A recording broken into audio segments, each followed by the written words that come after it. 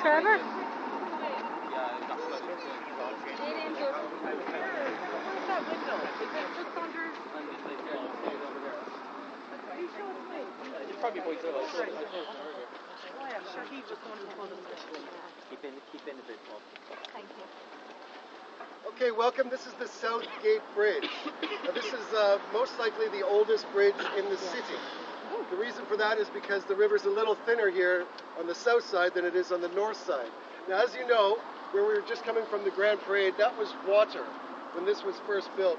The original city went right along this street and then had some buildings on this side, some buildings on that side, with a few lanes and a few yards on either side. The ships, the ocean-going ships, they would pull up over there. There were quays up there where Grand Parade Street is now. So this was the main entrance back then. Now the first time, one of the reasons we think it's the oldest in the city, or we're pretty sure, is because the first time it was mentioned was in the annals of the Four Masters in the year 1163. So in that year, a local chieftain, I think his name was McMurray, anyway, his son was pushed off the bridge and drowned. Now this preceded the Norman invasion by just a few years. So the Vikings were living in there, probably some Irish out here, and we do know that there were settlements out here at the time. So that bridge did not survive the siege of Cork. The bridge you're looking at today was built around early 1700s after the siege.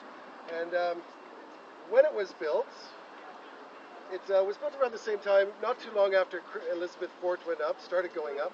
But when it was built, there was also a prison here on both sides of the bridge. So this bridge, you know, it's very picturesque, very pretty today.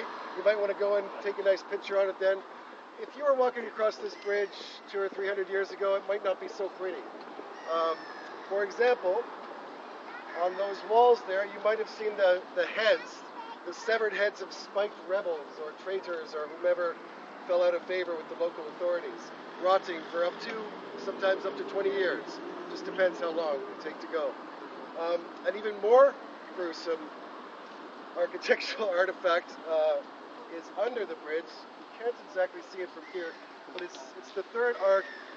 On the third arc, and there's an old window there. You can see where it used to be. It's been filled in now, but it used to be a place where people drowned very slowly. These are medieval criminals. They're put there. You don't want to kill them too quickly. You know, there's the entertainment factor, I guess, was missing in there. So they'd go in there and then they'd drown as the tide came up. You can see where the tide line goes up as far as the moss goes up, and the tide would come up and they would be drowning there.